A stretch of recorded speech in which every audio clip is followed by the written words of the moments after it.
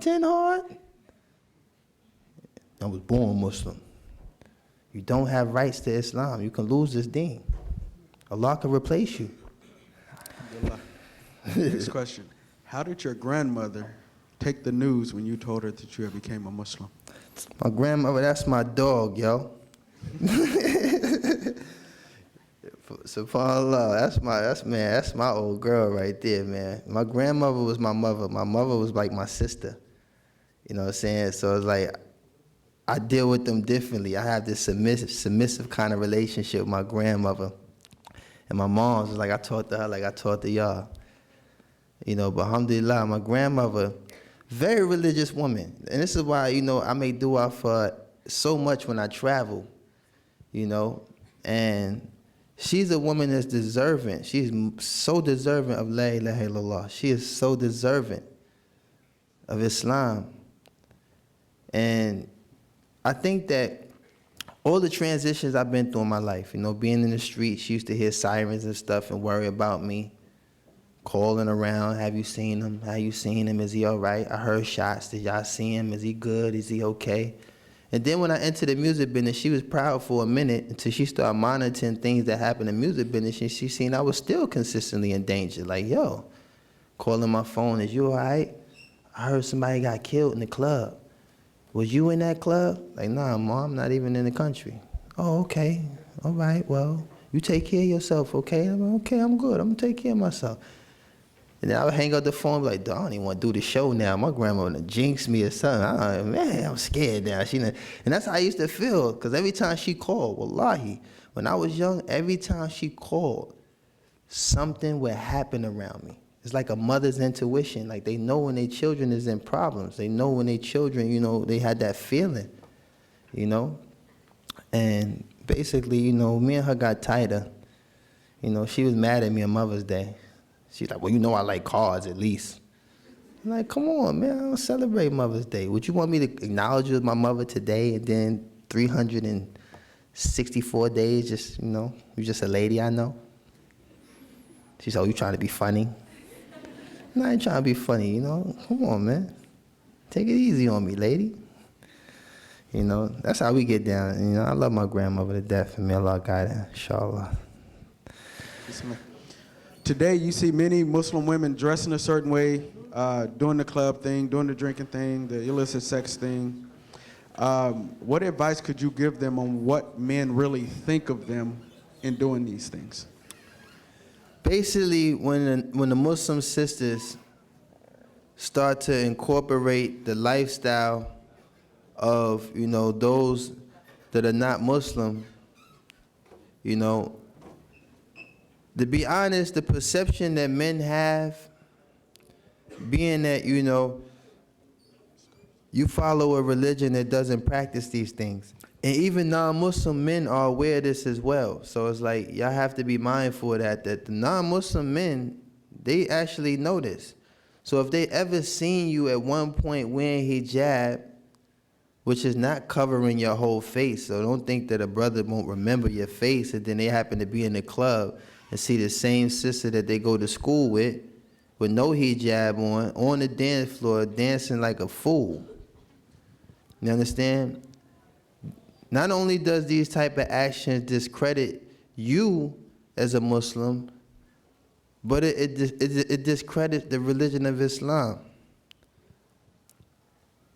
Because, you know, there's a certain kind of discipline that comes with, you know, singling out everything for the sake of God, you know, and showing your devotion is your hijab.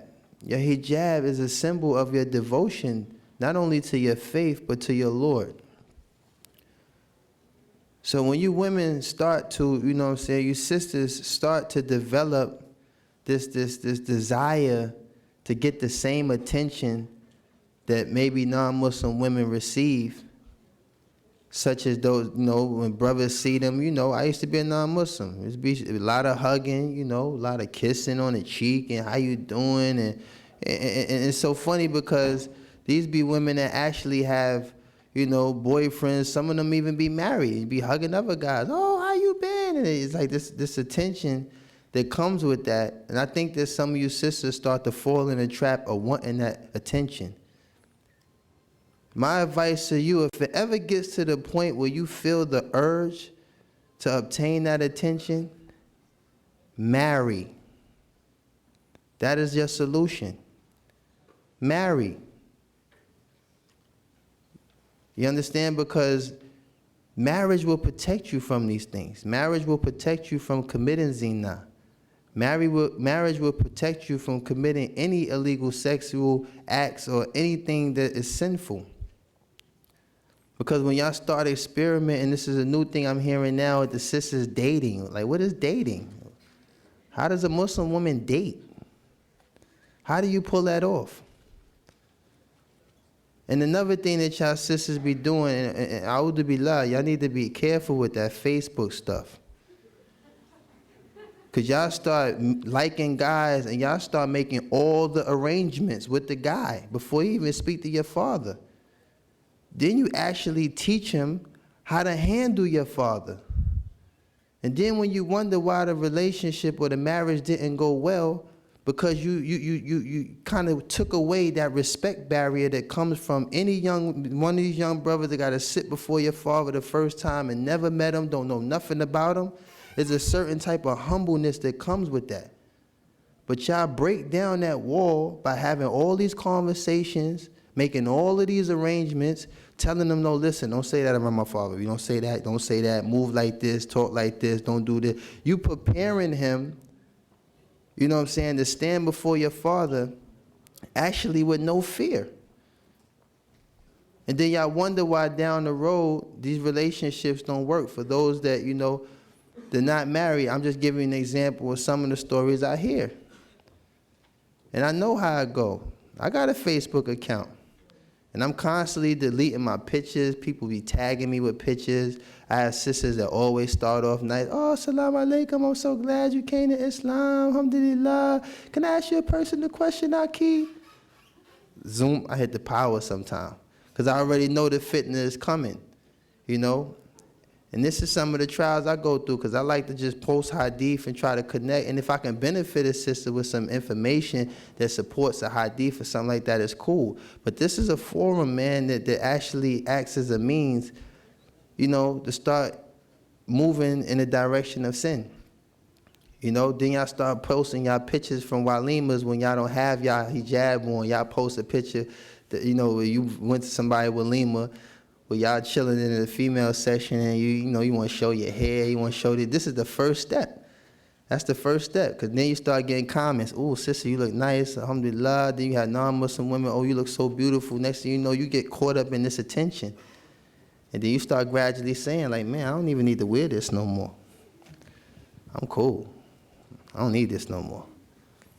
So my advice, man, is like, same with the brothers. Stay with the sisters that fear Allah. Stay around the sisters that, you know, love Allah and practice this openly, you know.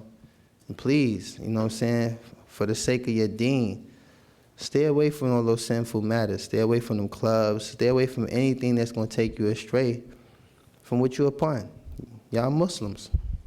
Be Muslims. Alhamdulillah. Next question. How did your music career start? And at what point did you realize that that life was not worth living anymore like that?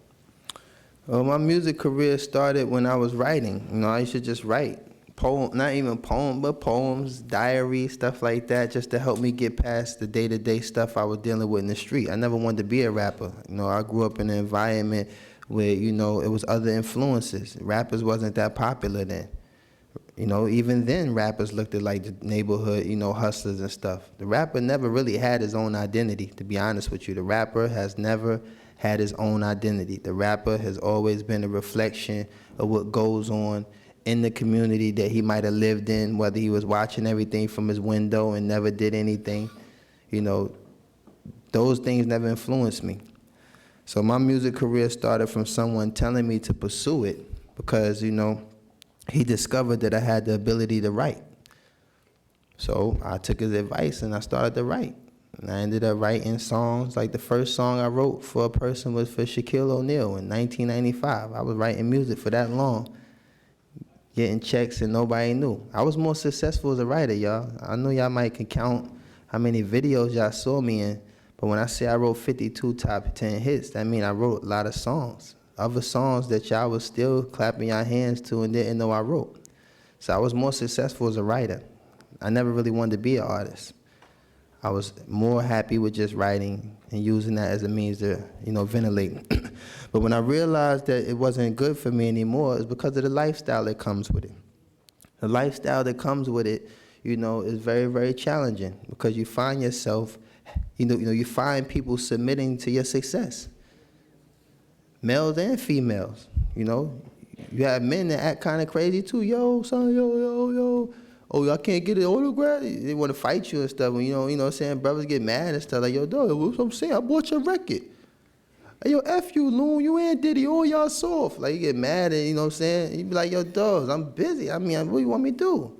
I'm just saying, yo, and then they calm down. They be going through these emotional things. Like, yo, nah, I'm just saying, man, I ain't really mean to say that. I'm just saying, yo, it's like, Aki, get yourself together. What's wrong with you, man? Why you bugging out on me like that? And, then the same thing with sisters. You can tell some of the sisters are born in places of respect, born, or raised with respectful parents, but right at that given moment, they compromise all of that. Just to try to get in the VIP section, just to try to get, in somebody's hotel room or something like that. And it becomes easy for a man to deceive you. Even if he didn't set out to do it, you deceiving yourself by putting yourself in these positions. And then as a man, as you start to succumb to these things, you start to realize who you're doing this to. You're doing this to somebody's sister. You're doing this to somebody's, daughter. And in some cases nowadays, you're doing this to somebody's mother. You understand? So these are the things I started to be mindful of because, like I said, I grew up respecting women. I had nothing but women in my family. You know what I'm saying? Nothing but women in my family. I should have been a ballerina, all the girls in my family. I should have been jumping double dutch or doing something like, unmanly. But the reality of it was I grew up as a protector for the women. I grew up respecting the women. Like I said, my grandmother, and I mentioned it so many times, she was a great example for me. She was a great example of a woman. The greatest example that I've ever had of a woman. Someone who was consistent as long as I've known that this woman has always been, a great example. So, when you start realizing what's taking place in this lifestyle and you tie that to all these great examples you had, you know that it ain't right at that point. Something ain't right here. This ain't right. I shouldn't be doing this. Sometimes you start looking at the woman like, yo, you shouldn't be doing this. I can tell that this is not how you are. Why are you doing it? I don't know. No, go home. This is not how you are. Go home. So, that's when I started realizing it wasn't good for me. So, alhamdulillah. Jazakallah khairan. Next question. I'm trying to phrase this the right way.